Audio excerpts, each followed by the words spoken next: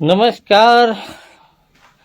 બધા વિચારતા હશે કે સંજયભાઈ મકાનનું કામકાજ ચાલુ કર્યું હતું, શું થયું, ચાલુ કર્યું કે નહીં, પૂરું થયું કે નહીં. અને ઘણા બધા દિવસો પછી આપણે અપડેટ આપવા માટે આવ્યા છે. ઘણા બધા દિવસો પછી આજે એક મહિના કરતાં પણ વધારે બ્રેક કર્યા પછી અત્યારે હાલ આપણા ખાતર જ જે દાદા દાદીનું મકાનનું કામકાજ ચાલુ હતું ત્યાં આગળ આવ્યા છે. મિત્રો આપણે આટલો બધી આપણે લગભગ એક મહિનો આપણે જે ચંતરનું કામ હતું, પાયા ગોળી, કોપિંગ, સાડલી, આ તમે જોઈ રહ્યા છો, મકાનનો ઢાર પાડી અને આપણે એક મહિનો કરતાં વધારે સમય નહીં દાદા, એક મહિના કરતાં વધારે થઈ ગયું ને, એક મહિના કરતાં પણ વધારે આપણે સમય લઈ લીધો.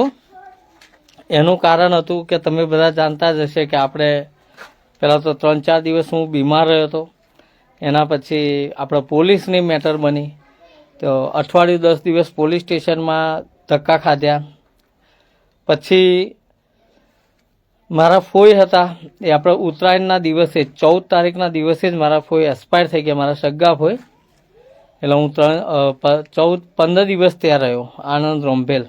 આ 26 તારીખે જ એમનું 13 દાડા પતાવી, શોક બોક બધું પતાવી. કેમ કે આપણા માથે શોક હોય ને એવું કહેવાય કે ઘર બનતું હોય સારું કામકાજ કહેવાય, સારું કાર્ય કહેવાય. અને જો માથે શોક હોય તો આપણા એ કરવા ના આવે. એટલે આપણે બધું જ શોક બોકનું બધું ક્રિયા ખર્ચ બધું પૂરું કરી અને આજે ફરી દાદાને મુલાકાતે આવ્યા છે. અને મેઇન વસ્તુ એટલું જ છે મિત્રો કે આપણે ચંતરનું તો પતી ગયું છે.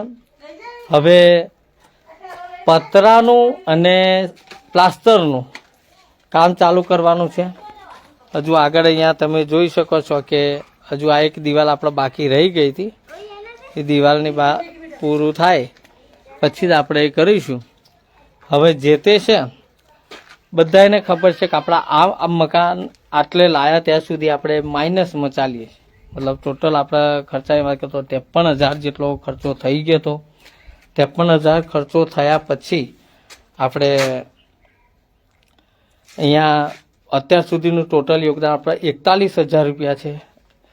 53,000 ખર્ચો છે. હવે 30,000 રૂપિયા એસ્ટિમેટ આપણા પતરાનું નીકળે છે. યોગદાન આવતું નથી, યોગદાન છે 0. પતરા નાખવાના છે, પતરાનું કામ બાકી છે, આપણા જોડે પૈસો જમા પડ્યો નથી. તો બધાને આજના વિડીયોના માધ્યમથી ફૂલની પાકડી યોગદાન આપવા માટે વિનંતી કરું છું. યોગદાન માટે આપણો નંબર છે 87 99 69 86 8799698686. કેમ કે આપણા મિત્રો આપણા મકાનનું તો પૂરું થઈ જ ગયું છે, ચંતરનું પણ. હવે આપણે ઘણી બધી બ્રેક માર્યા પછી આપણે એક મહિના કરતાં વધારે સમય લઈ લીધો છે. હવે આપણે અહીંયા બારી દરવાજા તો બાકી જ છે, ઉપર પતરા બાકી છે. હું ફરી એક વખત તમને બહારથી બતાવી દઉં. આ રીતનું આપણું મકાન હજુ ખાલી આ દિવાલ બાકી છે. આ દિવાલ ચણાઈ જાય પછી સીધો અહીંયા ઢાર પાડીશું. અહીંયા ઓહરીનો ભાગ રહેશે. આ બેડરૂમનો ભાગ છે. આ વચ્ચે બેસવા માટેનો રૂમ છે. રૂમની વાતચીત કરીએ તો આમ 12 બાય 13 ફૂટ છે. પછી આ રસોડું છે. રસોડું આમ 13 બાય 10 ફૂટ છે. અને પાછળ ચોકડી અને વોશરૂમનું જગ્યા છે આના પાછળ.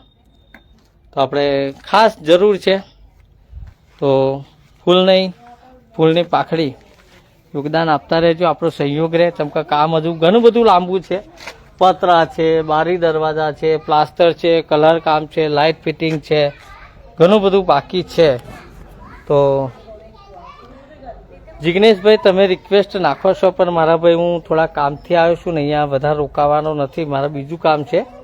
તો અત્યારે આપણે વધારે લાઈવ ચલાવવાનું નથી એટલે હું તમારી રિક્વેસ્ટ એક્સેપ્ટ નથી કરતો. ફરી આ છેલ્લેથી નજારો બતાવી દઉં એક વખત. આપણા દાદા છે.